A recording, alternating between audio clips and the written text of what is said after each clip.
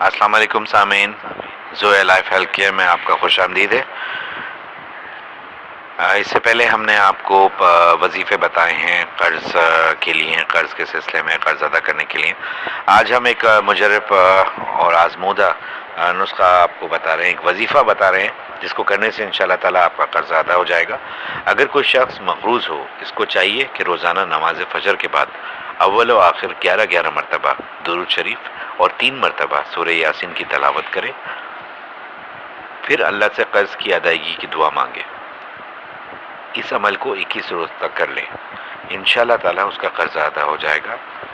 और अगर कोई बेरोज़गार है तो या हय्यू या क़य्यूम बिरहमतिका अस्तगीसु कसरत से पढ़ें, या हय्यू या क़य्यूम बिरहमतिका अस्तगीसु कसरत से पढ़ें।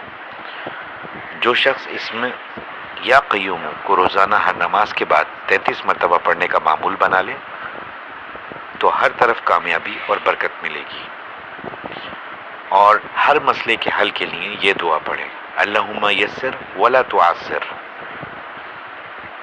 माली परेशानी के लिए इशा की नमाज से पहले इस्म या वारिसु को रोज़ाना 111 मरतबा पढ़े, 41 दिन तक ये अमल करे तो इंशाअल्लाह ताला माली परेशानी दूर हो जाएगी।